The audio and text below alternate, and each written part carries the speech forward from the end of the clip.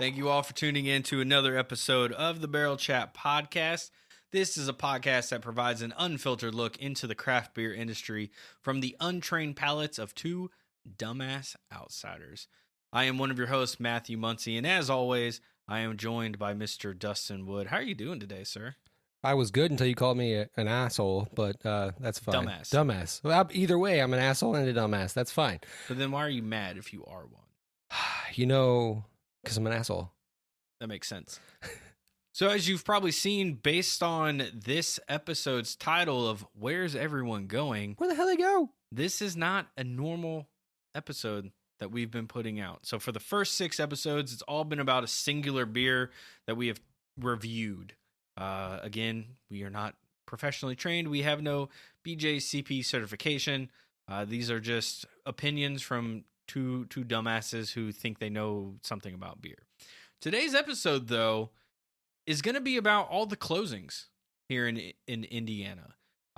Over the last 12 months, 13, 14 months, something like that, we've had a lot. And really what kind of, one, I've been wanting to talk about this. So as people probably don't know, I went to school for journalism. I'm a huge news geek. That's my favorite side of things. Like, I'm not very good at reviewing a beer. I'm just being honest. But talking about the news and talking about what's going on in the beer industry is one of the things that I really do love. And we don't really do that anymore with the podcast. So been trying to think of ways to have at least a one-off kind of episode where we do get to talk about this. Black Acre shutting down was the one where I said, okay, we're going to talk about this now. Like, way too many things have shut down. Black Acre is kind of like all right, it's time. What's the one that nobody expected, right? Exactly. It's like the OG shutting down. Like, it's kind of been there. They make great beer. They have a cool spot. They've had some really bad luck streaks in the past few years. Their water main breaking. Didn't they have a fire or some shit like that? Yeah, fire back in 2019. So, we'll get into all that. But yeah, we wanted to kind of talk about all the closings and just kind of toss out our opinions on some of this stuff. And obviously we're not trying to kick anybody while they're down or nothing like that. But just kind of highlight, like, why do we think the closings are happening? What do we think is keeping some of these other places in business that may or may not be a little bit more surprising to us?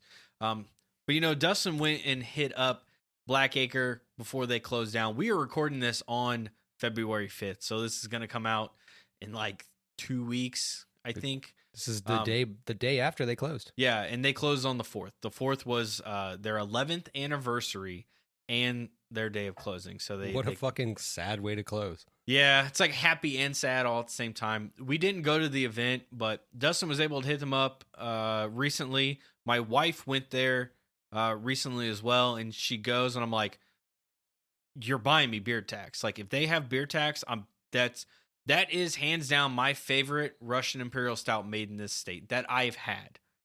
Other than maybe blend, but blend I think is a little bit unique and will never make again and never be had again.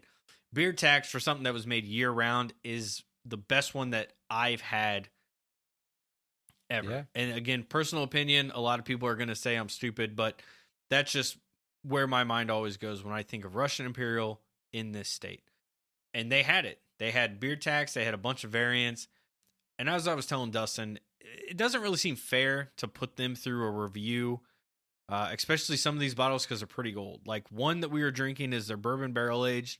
According to my wife, the sign said it's from 2017. Yep, that's what it was 2017 when I was there too. Okay, so this is going to taste vastly different than when you got it in 2017. The other one is Magpie, which is from I think 18 or 2018, but that's in New Day Magpie barrels. Another closed one. But it's just like it feels a little unfair. I know we just did like a 2022 Junie and Westbrook and stuff like that. But again, we're also not here to just shit on all these people that have closed. Don't kick them while they're down. So we were like, well, we want to drink these beers. And as we said in our last episode, when we're drinking beers, we might as well find a reason to podcast about it. That's the entire reason for the podcast is to have this is the best way to tell your wife, I'm going to go drink with my buddy. It's not just, hey, I'm going to Dustin's house to get drunk. It's, hey, Dustin and I are podcasting. Oh, yeah. Do your podcast. Love it. Don't matter that we're getting drunk. That's fine. It doesn't matter what it takes 3 hours to do 2 podcasts. Nobody asks questions because you're podcasting, and there's an actual thing that goes out on air. It's fantastic. So we have covered our tracks. We know what we're doing. We are experts in this world at this point. So, with that said, I did want to at least mention the beers as we crack them open and drink them, and then we can talk about some of the closing. And it's going to be more than Black Acre, unfortunately, because there is a ton of closings that have happened, or sales or other things. We're not done. Yeah, and we are far from done. So the first one that we cracked open is that Black Acre 2017 Bourbon Barrel Aged Beard Tax. From what I could find, this is 10% ABV, aged in bourbon and rye whiskey barrels. I'm going to assume that 10% has went up a little bit, maybe 10.5, 11. Yeah, I think it's like, if I remember correctly from talking to Mike from Craft Roads Distribution. Yeah, that's the one I was thinking of too. Yeah, he said it's like 0.5% or 0.25% per year of aging. So it's probably gone up a little bit. It's not juice though, Mike. No. It's beer tax, man. If you've had beer tax, it smells great. It tastes great. This one's super raisiny. That was one thing that you immediately pointed out, and then I took a drink. I'm like, oh yeah, so much raisin on the nose. But it's not bad. No, it's great. It is what you expect from a Russian Imperial Stout. The raisin flavor is a very common flavor profile for that, but it's definitely raisin forward. Yeah, and this has nothing else in it. So that's kind of the unique one that we've had. We haven't had just a plain Imperial Stout, I feel like, on this show yet. It's still crushable, which is scary. Oh yeah, like you could drink this whole 12-ounce bottle by yourself. You'd feel it when you're done. I want to feel it when we're done, but you wouldn't feel it till we're done. Great beer. Unfortunately, you can't buy it anymore unless they secretly have some in distribution. Like I was able to find some of their Chai Guy Milk Stout out at Meijer. So I do believe that there are some still sitting on shelves at places. So definitely check it out. Saucy and Tudor is a big one that a lot of people like. Man, there's a few other house beers. Yeah, Natural Liberty, I believe, is one. There you go. They had one that was like a light, like street light name, and I can't remember what it was called, but that was a big one. But as far as Black Acre, I always think Beard Tax. I always think Saucy. Saucy's a fantastic. That's a rye IPA, right? Yep. Which makes sense because a lot of their other shit's rye. But when I was there, 3 days ago, so it would be Friday. So today's Sunday. I was there on Friday, and I had a smoked English barley wine. It was fantastic. Should have got a growler. Sean they wouldn't fill growlers, I asked. Motherfucker. My friend Sean was with me. He had the Nutella version of Beard Tax. Yeah, Alexa said they had that, and I'm like, you didn't even try it? Nah, I didn't want to. Like, she was like, apparently it was like so busy that like just trying to get a beer was a lot. And I'm like, you fucking asked for a sample. Like, yeah, that sounds amazing. Sean said it was good. He said like it was they're going away. Like, yeah, you're never gonna get it again. Yeah, you gotta ask. But so we had that. We sat there. The space is a lot bigger than I remember because they blew out the wall and they built out. So I honestly had not been there since that, which is bad. But I just don't get to Irvington very often. I think this will come back into the conversation about some of these, quote unquote closings. Just kind of hopping in. We'll start with Black Acre. They've closed down officially now after 11 years of business. So they were one of the OGs. There was Sun King in 2009. Really, most people give them credit for the Indiana craft beer boom. I do believe that Three Floyds was around before them. Yep. And then there was one other one that I cannot remember. Brewdog Brew Pub? Brewdog Brew Pub's been around forever. There was another big one. I was reading an Indie Star article, and I should have wrote better notes, but I was reading that while Come on, at journalist. ice skating class with the kids, so I didn't take any notes. But there was somebody else. But either way, 11 years, so that puts them at what, 2011, 2012 in there. So you're not that far out. That Irvington spot right next to Giacomo's was fantastic. Yep. Great spot. The only problem, and we've talked about this, I don't know if we've talked about it on a podcast or if it was just an off-air conversation, but you see a lot of these places where parking is a disaster. And I felt that with Black Acre. It didn't seem to stop people from everything I've heard, but you get there, that parking lot, you share it with Giacomo's. There's another restaurant. There's James Dant. There's a bunch of other, I think there's like 3 or 4 restaurants actually over there. And that parking lot's not that big. You typically have to park in the very back where the church is. Yep. Or you're trying to find street parking. So going to Irvington, if you don't already live down there, can be a little bit of a, for someone like me who's an introvert and who hates dealing with any of that shit. Same. That just makes me not want to go. And it's nothing that they did. It's just a structural thing. It's like going to Mass Ave. You can't get me to go to Mass Ave. The only reason I go to Mass Ave right now is because my sister lives very close, so I can park where she lives. When she moves, I don't know how much I'm going to Mass Ave after that. I always park over by where 45 Degrees is, and I think they just built a parking garage there. I haven't seen that. So I think they just put a parking garage there. But that's the one thing that's been missing from a lot of these places is I understand a parking garage can be unruly and unseemly. And ugly, and obviously someone that was one of the smartest things Broad Ripple has done. Yeah, I park there every time. Long. Yeah. Give me that fucking parking garage and let me walk around everywhere. Like, I don't care. You've made the hardest part the easiest. Now you've made it that easy on all of the businesses in that area. Especially me with anxiety, and a lot of other people have anxiety, and going like to downtown, I know can be a pain in the ass for some people. Going to Broad Ripple, going to Mass Ave, Fountain Square, all of them have parking problems, which Fountain Square is another one we'll touch on here a little bit.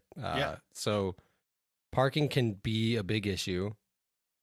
Ability to get there, and I think the construction on 70 has really caused some fucking problems for some of these breweries because there's people that can't get downtown easily. So they don't think about going downtown. 70's open now, thank fucking God. But now, you can drive through downtown Indy on 70 and not have to go around on 465 or go through downtown to get onto the other half of 70. So it does sound like with Black Acre, at least what they've said to the press. A lot of this I pulled from some Indy Star articles. It doesn't really necessarily sound like they were doing bad sales-wise. And so that's probably a good thing to hear, but also like a scary thing to hear. Like, man, you weren't doing that bad sales-wise, and 1 or 2 little things really tanked. And they had a bunch of shit back-to-back, though. Yeah, so 2019, they had a fire at their main location in Irvington that put them out for a while. 3 months later, because that was December 2019, 3 months later in March is when the entire world shut down for COVID-19. So obviously they weren't doing anything at that point. And they had the outdoor bar, so at least they put that together early or late 2019. So they had the beer garden, and that was open throughout the pandemic, because I do remember going and buying beer there because it was outdoors, but you couldn't you couldn't stay. You could just go buy beer and leave. Yep. Which makes sense. Perfectly fine. But so they were still operating fine. They mentioned that back in December of 2022, that week that we had that super deep freeze where it was like -30 or something stupid outside. I don't think it got that cold, but something ridiculous. They had a pipe burst. That pipe was connected to the reverse osmosis water filtration system, which are really cheap if you're aware. No, they're fucking stupid expensive. I was gonna say, I don't know anything. It sounds expensive, and I don't know how much. Obviously, that is a big thing for their business, but how important is that to making beer? Obviously, for them it was, because apparently they've not been able to brew beer since that thing was damaged. So we're talking over a month of not being able to brew any beer at all. So you can't keep. They had like 4 different locations. I guess I don't know if the distillery technically counted. So 3 locations to serve beer to, plus all the distribution that they were doing. If you can't brew beer, like, yeah, you're gonna go under. And like you said, it's got to be an expensive thing. It's a death nail at that point, and that's what it feels like. It feels like that was a death nail, and it feels like that was maybe just a circumstance of 2020. You know, you go through this whole time, you don't have the reserves like you may, but then it also just comes into question, like, you have all of this equipment, like, how does insurance work in this? And I know in the past we've talked to that We Serve Insurance company who does stuff for the beer industry, but like, couldn't you maybe get that covered? Because a pipe bursting, there's not really much you could do about it. But then at the same point, like, how's a pipe bursting on the inside? Like, there's a lot of questions there that obviously were not answered in this article because they're not going to go in depth of that kind of thing. But that's where my brain immediately goes, is like, well, how, and I'm dumb. Like, I've never had a pipe burst in a house I've lived in. I know how it happens, but like, when you're in a business and you're in a business where you have a ton of pipes running everywhere, how do you even allow that to happen? Or was it a matter of just, we did everything right and it still happened? Well, it's probably an old pipe from some of the like original building layout, but I've had a pipe burst out front of a house previously. Wasn't my pipe, thank God. It was the city's pipe. So they came in, dug it up, fixed my driveway and whatnot. But luckily, knock on wood, I've never had a pipe burst in a house. Yeah. So thankfully that's the case. Didn't Black Acre have a tap room downtown? Yes, they had that one above Greek's Pizza that we never got to. And then they were supposed to open one up in Zionsville. That never happened because of COVID. And then they had that distillery, which I thought was ran out of Zionsville, but maybe it wasn't. I didn't even know they distilled. Yeah, because that was when the whole Zionsville thing came up. The distillery was brought up, and that's why I always thought it was one and the same. But apparently, I don't know if it was or not. But apparently, that's gone too. Like, everything is just gone at this point. All the locations are now gone. So we did learn that Scarlet Lane is taking over the Irvington taproom location. Again, that's next down there on that little strip next to Giacomo's. Where is Scarlet Lane coming from? Where do they get their money? That's what I want to know. Is this a drug front? Josh, is this a drug front? Is this the mattress company of the beer world? Like, again, this is going to sound shitty, but like, their beer isn't like a wow factor, I feel like. But maybe that's just us. But like, I mean, you go in and their places usually kind of hopping. I can't say I've been to any of the taproom locations, and that's more on me than anything else. But I also live 5 minutes from the regular brewery, so like, we can meet there. So. Yeah, I have no reason to go to any of the tap rooms because I just go to the brewery.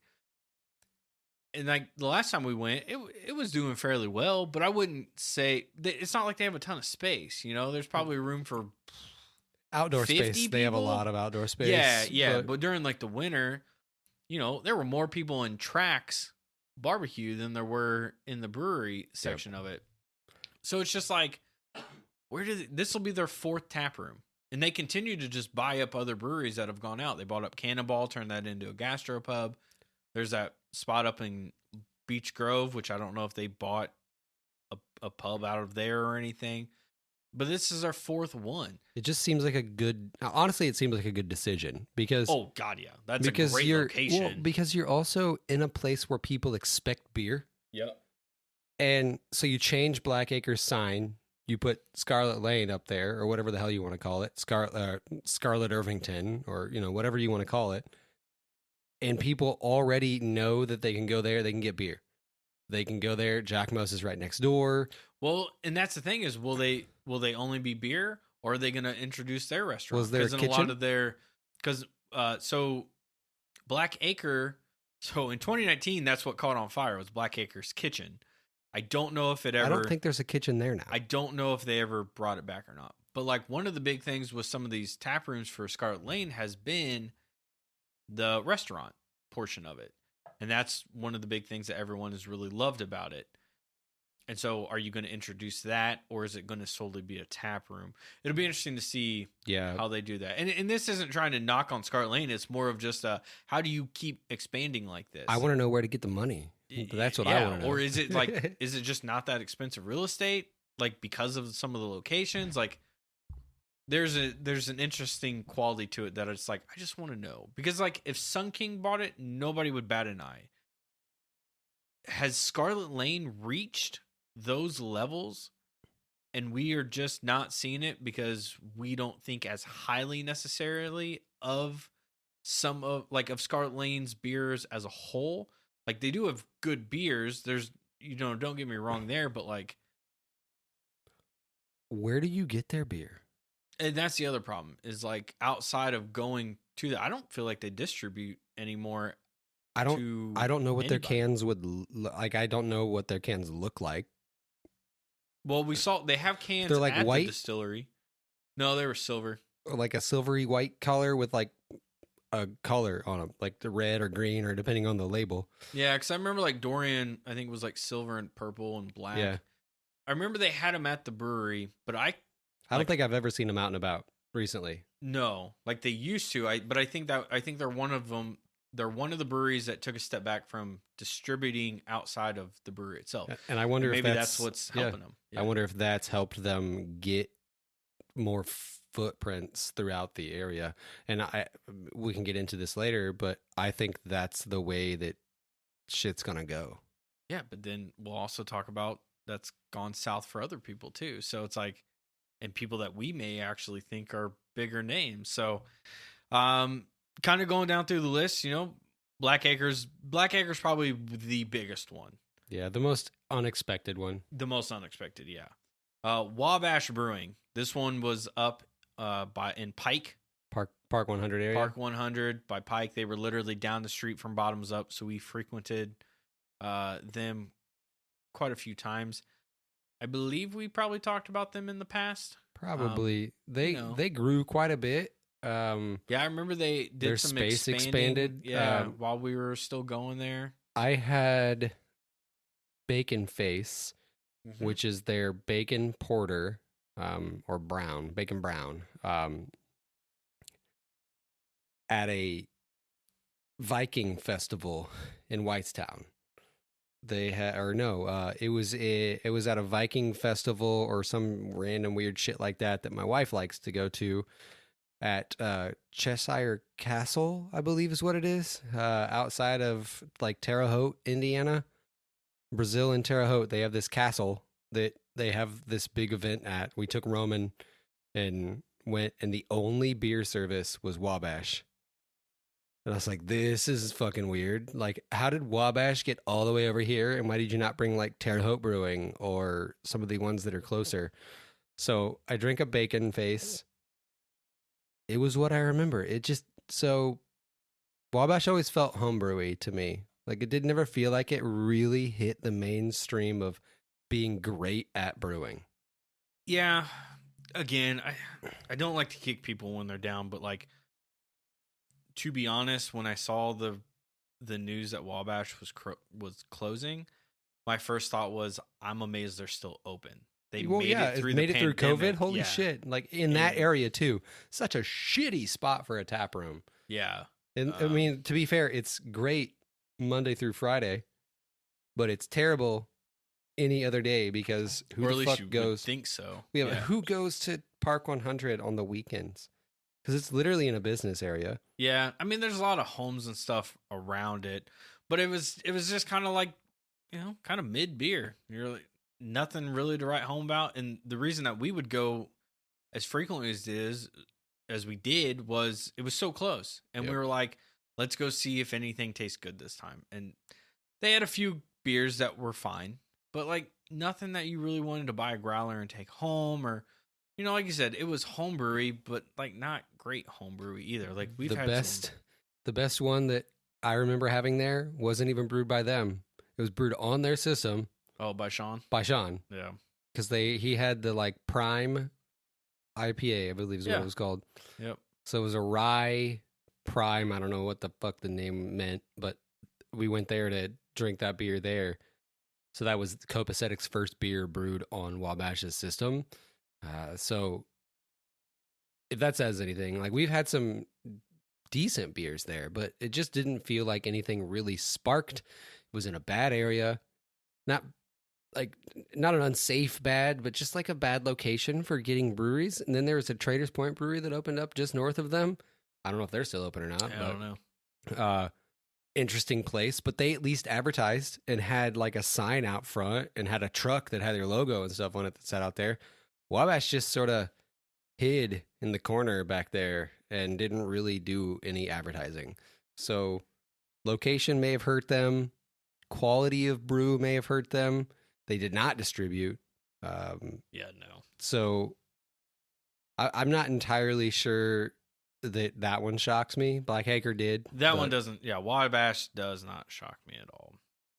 Next on this list is Indiana City. And now we are recording this on February 5th. As of February 2nd, based on the Indiana Business Journal and the Indy Star reports I read, Indiana City was to go up for auction on February 2nd if they had not found a buyer. I could not find anything saying that they had found anyone. Nope. They were wanting like 1.5 million for it. They don't own the building that they're in. So some company that bought Angie's List's building owns that building. So if you paid $1.5 million for it, you were getting like naming rights, I think, and the brewery equipment and the space, but you had to lease the space. So God knows how much that company could jack your lease up. And I don't know that anybody's going to want to pay that much to not own the building. Yeah. And I bet there are a lot of people who probably don't know why Indiana City closed because they haven't talked about it at all. It clearly wasn't a lack of people buying their beer as far as we know. Maybe now it was. Yeah. But when you lose your two brewers, your beer quality goes downhill. Your beer quality goes, especially when you lose your head brewer who had been there since basically day one. Yeah. And your scientist, basically, with Ryan. Yeah. Like, this is one that, for us, when we saw it go, we're like, yeah, that makes sense. That makes perfect sense. But I bet there are a lot of people who are like, what? It's super depressing because, one, I spent a lot of time there for a long time. Like, I would go there, it would be kind of my go-to brewery because they make good beer. Most of the staff, awesome people, like, that I ever, like, talked to while you were there. You know, the Nicoles and the Ryans and the Nicks and Rachel when she was there. I'm sure that Rachel could turn a lot of people off because she's just a big personality, but I loved every second of chatting with her. Cool space, awesome environment.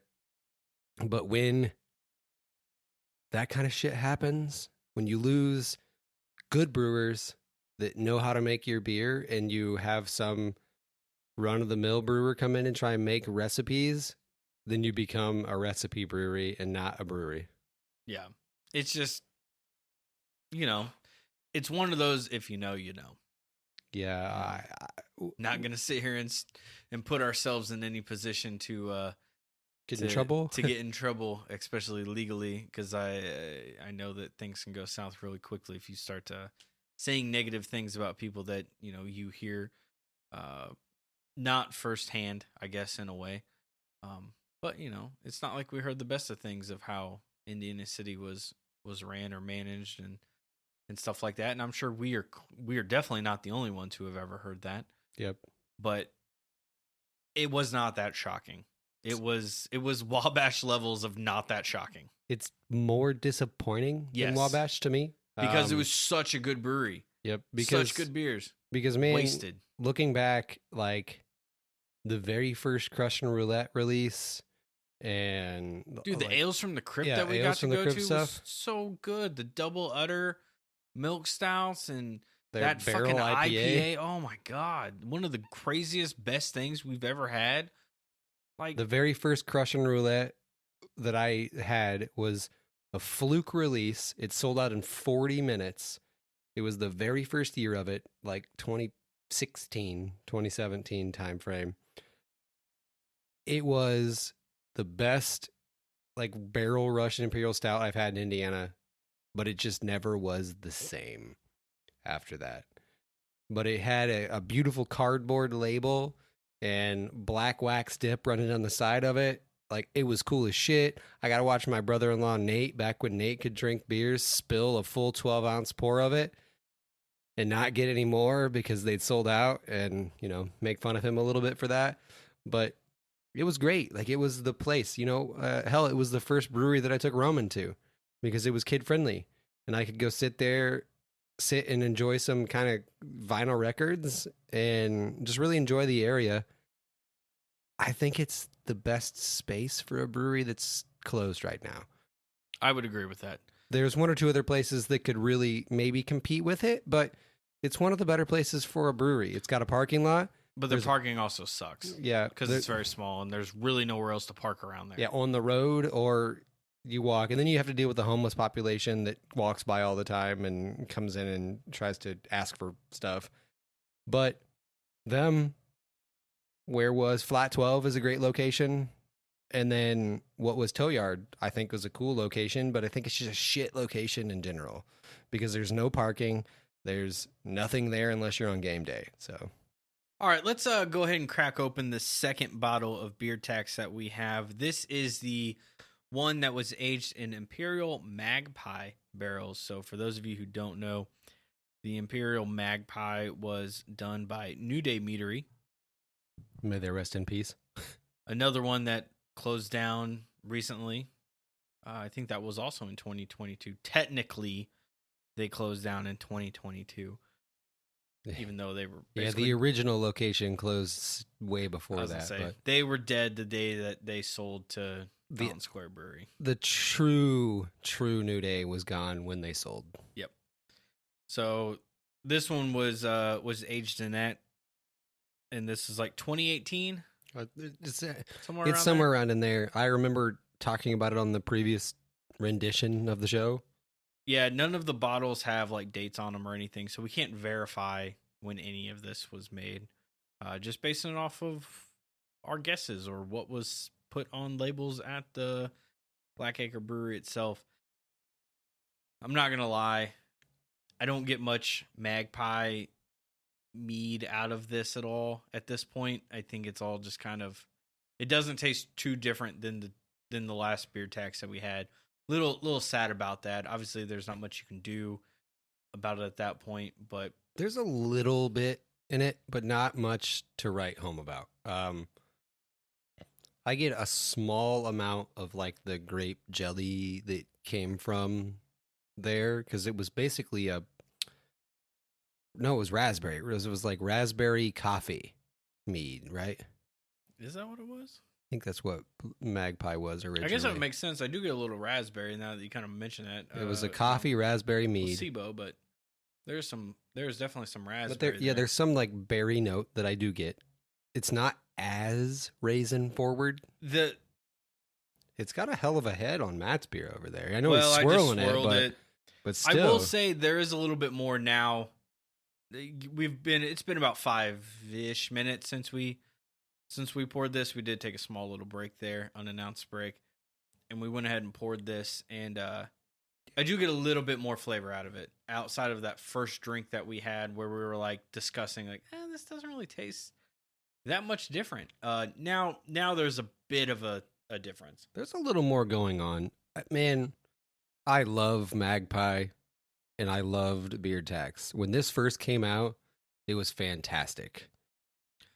It is weird how that like changed just that dramatically within about 5 to 6 minutes. Maybe it just needed to breathe. The mead had to open up. Yeah. That's kind of cool though. I like that. That's one of those things about beer that's like, I cannot get mine to pop ahead, and yours is like, oh, let me just show you my head, dog. I am the headmaster. Must be that 450 beer. The headmaster. Must be the 450 glass. All right, so back now to the real things that matter. Closings. One place that did not close, but almost did, Fountain Square Brewing. They've been open for like 10 years now. This was the third time they've been sold in that 10-year history. So that we did have an off-air conversation about if we thought, because the last time when we went and did that interview with them, it was like a VC company that owned them, and they installed a CEO. I still don't know if it was the same guy.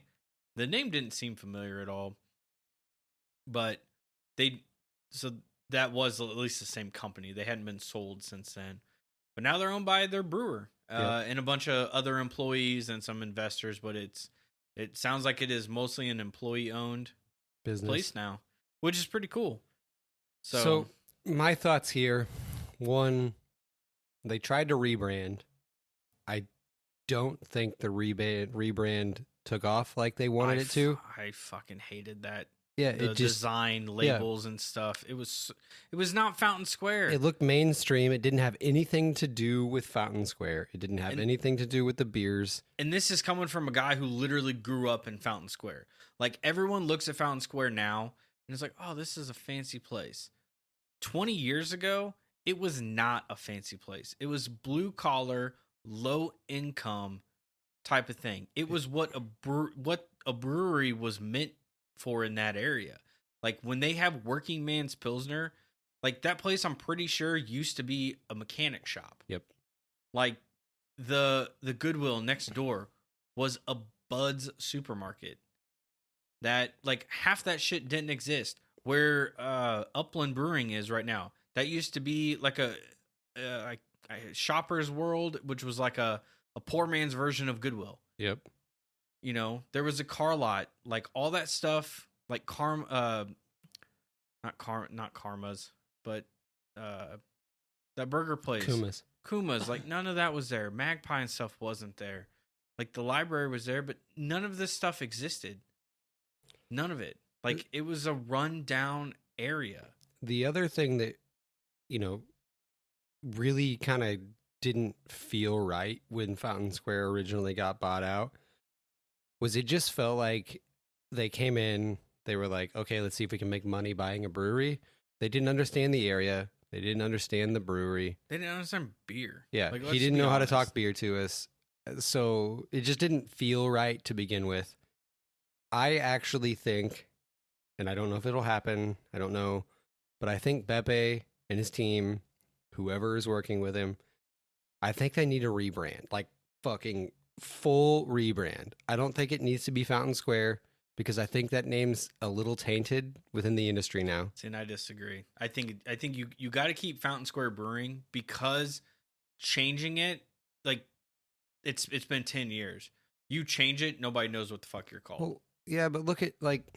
if Flat 12, for example, was to have been bought by a good company that gave a shit, I think the name Flat 12 rings poorly with people. See, and I don't.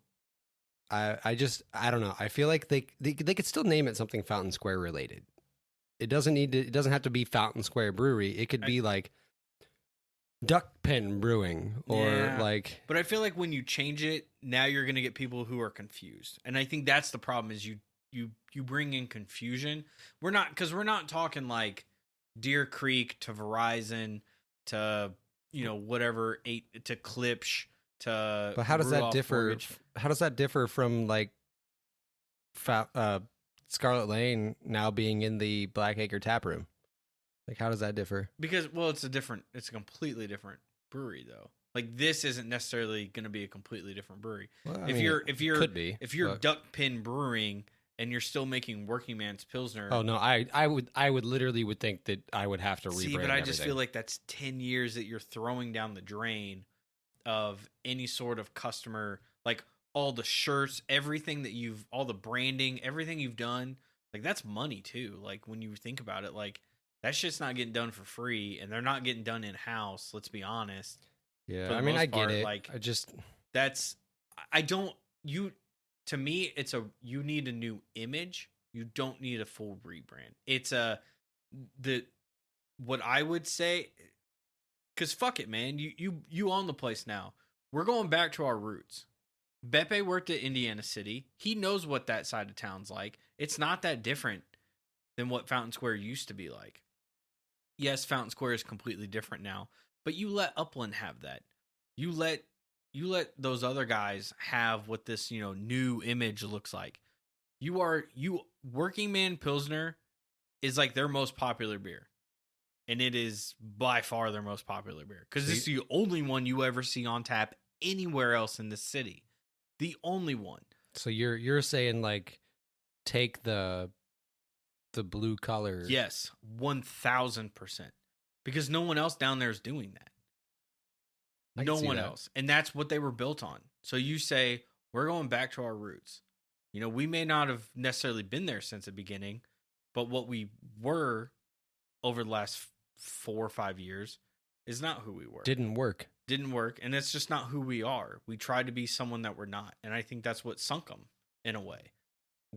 Yeah. I wasn't surprised to see that they were potentially going to go out of business. No.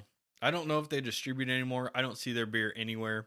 But I'm excited for Beppe. I'm excited to see what he can do with the team, what he can do with It makes me brewing. want to go to Fountain Square Brewery. I haven't been in years because when I go down there, it's not the place I want to go to.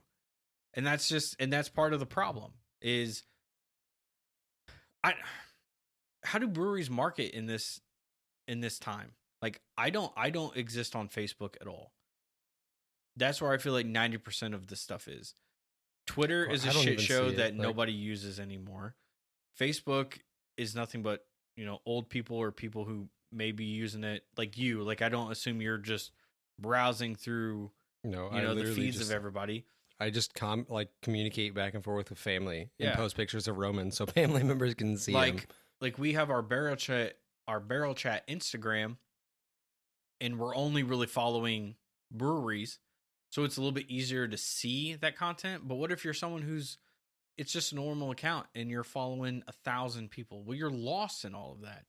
In honestly, paying for the marketing on these social media sites is a scam. Because unless you're paying big bucks, you're not reaching the people that you actually want to reach. You're reaching the people who already know about you. And to be fair, you could put on there, hey, we've got a new batch of Working Man, we got a new batch of this or that. The last few times I was there, it sucked. Like, I have no reason to necessarily go back. I do feel like I have a reason now because I want to try it. I want to see what is this new team developing. In a sense, they are unconstrained at this point. This is them. They don't have somebody that they have to kind of necessarily report to in a way. So, like, what is it that Bepe's doing now that he wasn't doing 3-4 months ago? This is his potential rebirth. And in the industry that right now, in the beer industry, you need to have everything. And I'm interested to see how he brings this about, because there's Upland right there, and Upland has everything. And there's not too far. Well, Chili Water's for sale. So yeah, I haven't seen anything else about that one. So but they didn't seem like a closing. It was more of like, it wasn't like a Indiana City, we're gonna go out for auction. It was more of like, hey, the owners are like looking to kind of sell if somebody's interested, but not, we're gonna close down for sure because we're going out of business type of sale. But I would go to Chili Water originally before I would have gone to Fountain Square. But also, back in the day, I would get to Indiana City and then not make it there. Yeah. Because it was there. Or Sun King's not too far from there. So downtown Sun King. Or you've got so many bars with so many awesome beers right there too. And you're also off the strip. Like, because Fountain Square Prospect is basically their strip. Yeah, you're past and you're way off that. So, like, everybody who's going down there is hitting the strip, and you're not making it over that way. And there's not really much signage to point you that way. Yeah, like, they need to do something that says, hey, we're here. Because they're not part of, despite being the ones who were originally there, they're not really part of that downtown area anymore. Because that's Virginia and Prospect are the two main, because Virginia is where like Siam Square and Hot Boys Chicken. Shout out Hot Boys Chicken, the best fucking chicken sandwich in this goddamn city. If you can prove me wrong, send me there. But damn it, that chicken sandwich is good. But all that, that's where that distillery Hotel Tango sits, and Chili Water and all those down in there, that arcade bar and stuff. Yeah, they all sit on Virginia. They're so far outside of the new Fountain Square. Yes. That it's hard. Best way to fucking put it. It's hard for people who are going to the new Fountain Square to get down there or up there. And it's not hard, but there's nothing pointing you there.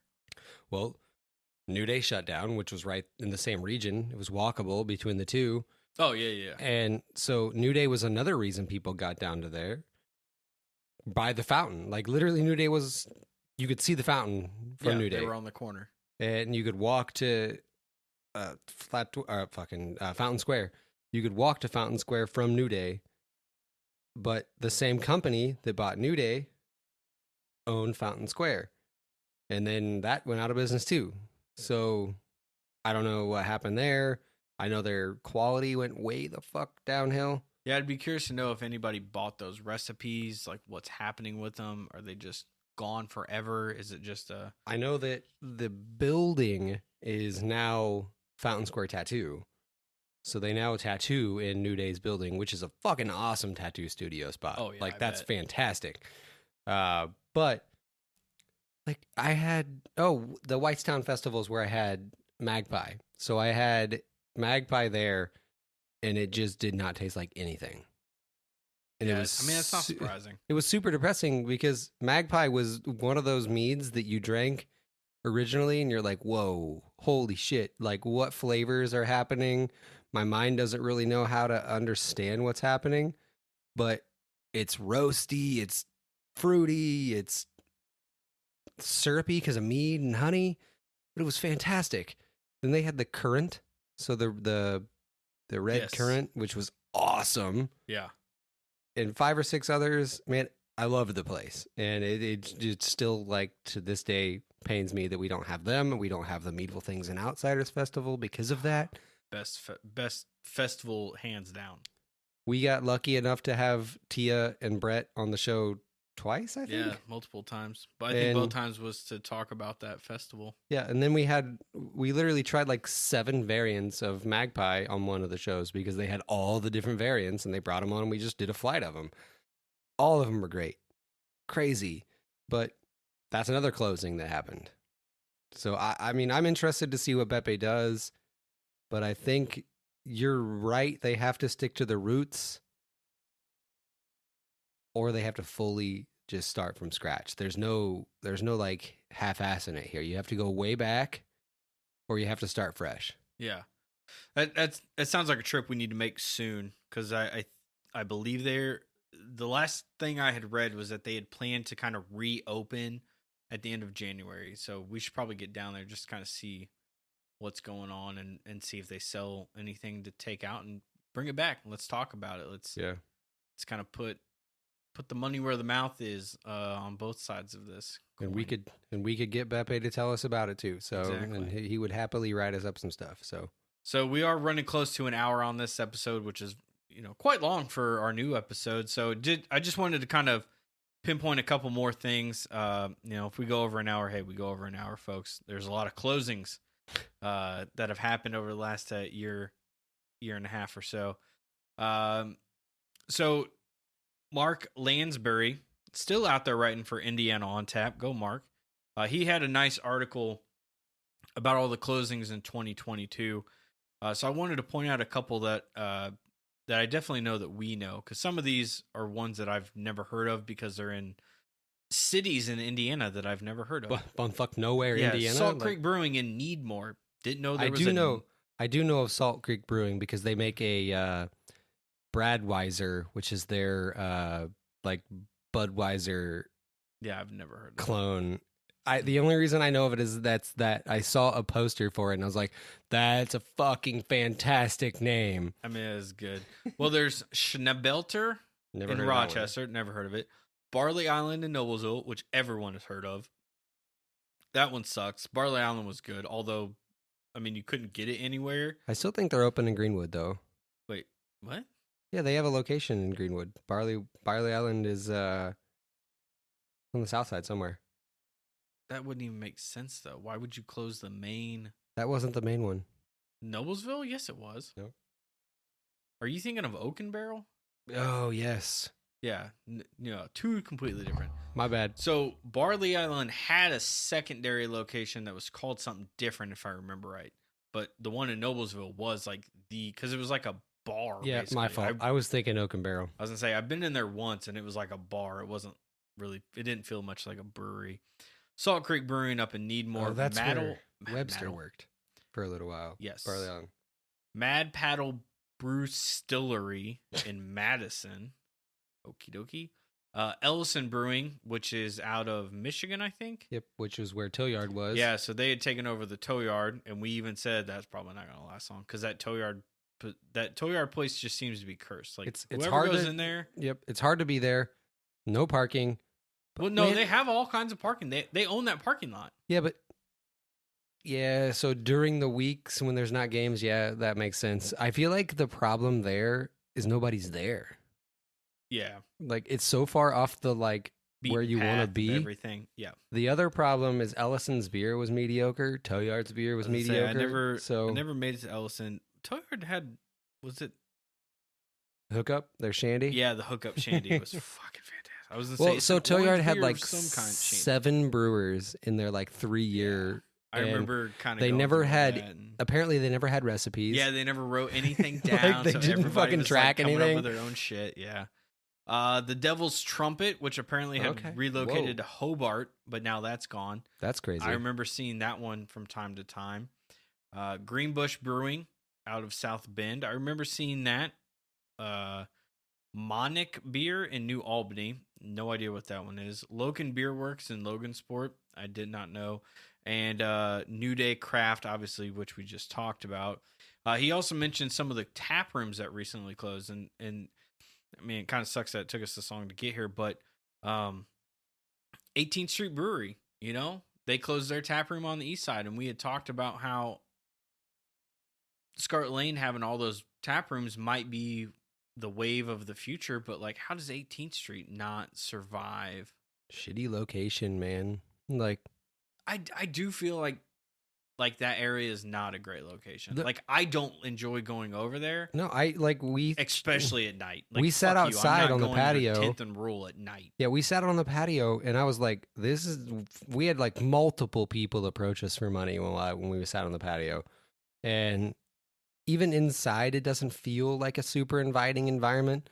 So I don't think that it was the best decision. Now, 18th Street is in Gary. Yeah. So maybe he was trying to spruce up areas like he did with they were with Gary. I think they just get them cheap. I think it's the same reason that Ash and Elm was right there on Washington, before they made their move 2 blocks down on Washington.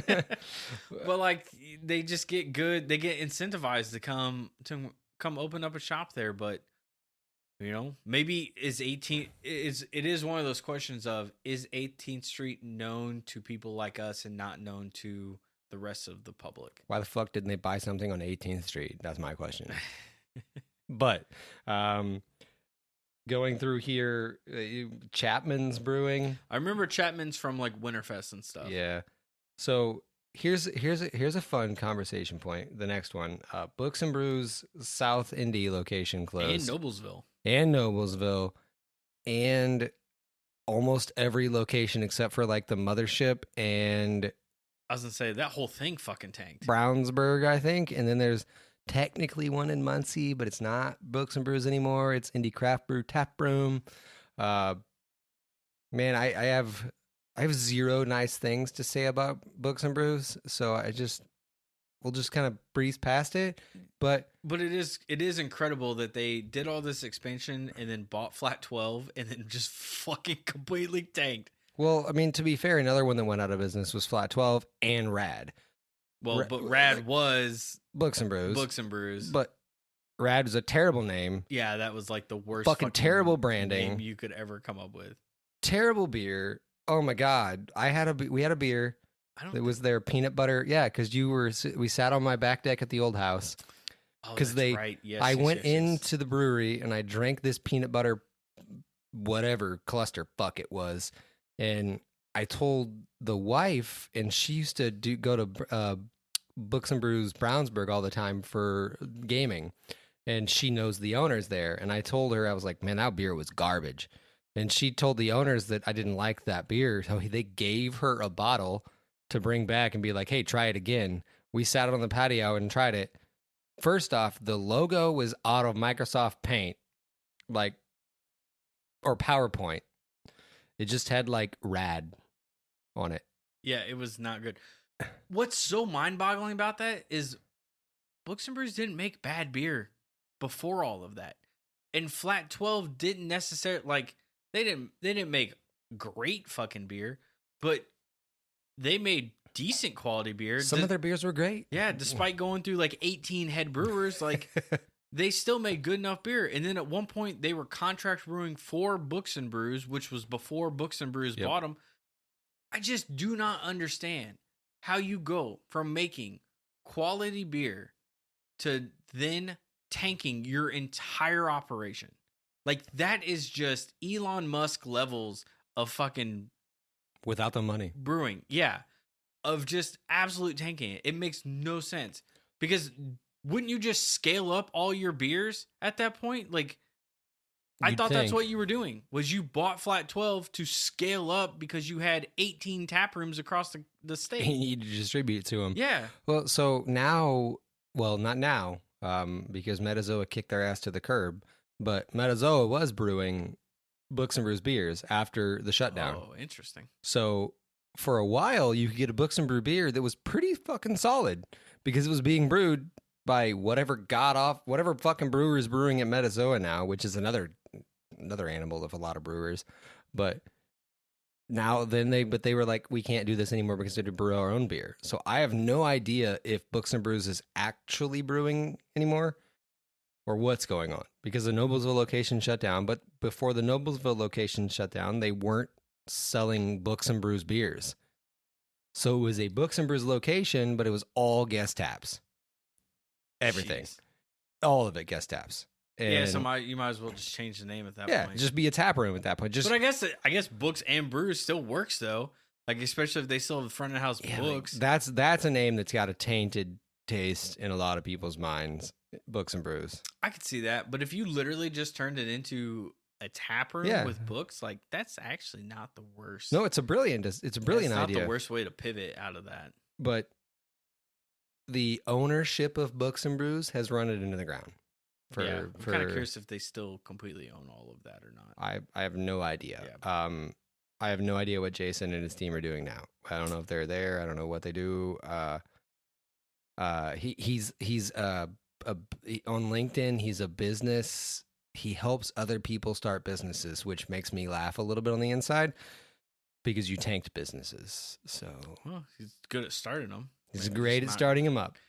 Maybe just not the best at finishing them off. I don't know. It'd be interesting to know the true story behind that fall.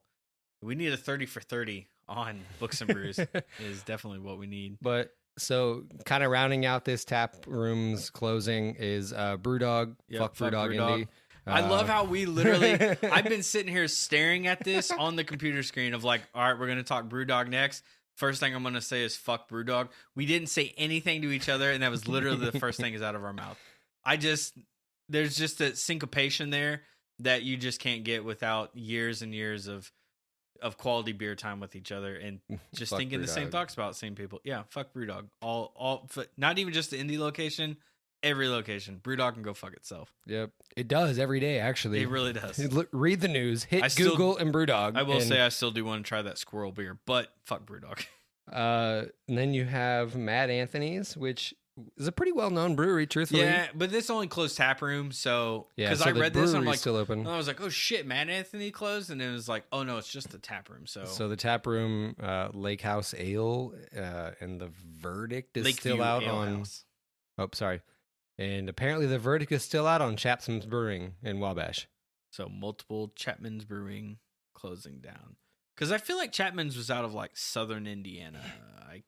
maybe there was multiple. There was like a. Why do I feel like that's a cidery? Like anytime I hear the word Chapman's, I just think it's a cider. But yeah, I mean, you're probably not wrong. But it's an interesting time. There's a lot going on. There's a lot of places closing. I expect many more. I expect, the economy's not great. Inflation's not great. And I feel like everyone's immediately going to blame the economy and stuff like that. But I do feel like this is just natural. Like, well, yeah, we've also you're got an overinflated, saturated market. Oversaturated for sure. Yeah, 100%. Because look at how many tap rooms Upland has, or Scarlet Lane, or Sun King, or all these people who are big brewers that have, like we were talking about Fountain Square just a few minutes ago. There's like 5 fucking breweries down there now. Like, how do you compete with that? How does Fountain Square compete with a name like Upland? Even though you were first, you don't, because you never went anywhere in the 10 years that you've been here. Upland has beaten your ass across the state in everything you do. And now they're in your backyard. It's the same thing with here at 116th Street. You've got the Sun King tap room here. And then a block away, you've got Fort A. Ray. Like, sorry, Fort A. Ray, you're just going to have a hard time competing with Sun King. Yeah. But I mean, they at least put up a good fight. They do. I mean, they distribute well. They have great branding. They have great food. But if I'm going to choose beer in that area, I'm going to Sun King every day. I couldn't tell you the last time I was at Fort A. Ray. If I'm going to choose a beer, I'm going to Sun King right And there. there's also a point of like, is the food better than the beer? Which is never a good thing. Yeah. That I'm not trying to shit on Fort A. Ray because they have good beer. But like, even in like the vein of like Scarlet Lane, most people talk about about the restaurant, not the beer. Well, right here, same area, you have the Two Toms tap room that opened on 96th Street. Yep. We've got a Mash Craft location that just opened. Oh.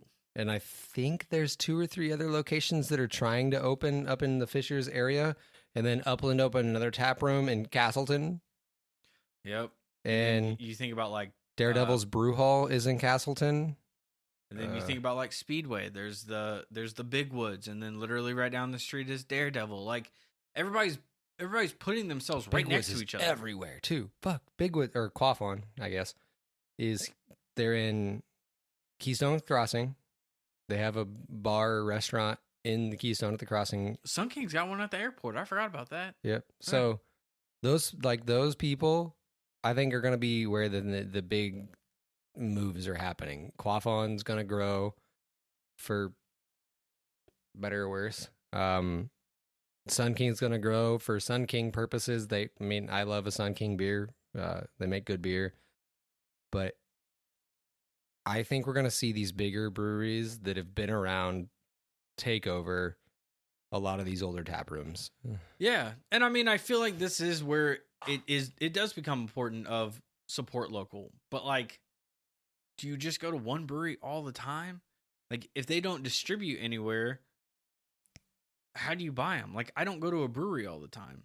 Yeah, like, so I can't. How do you get Deviate, and how do you get Copacetic, or like a Scarlet Lane? Like, I literally live 5 minutes from Scarlet Lane, and I don't necessarily go there. Like, and I could, and I should, like, if I really wanted their beer.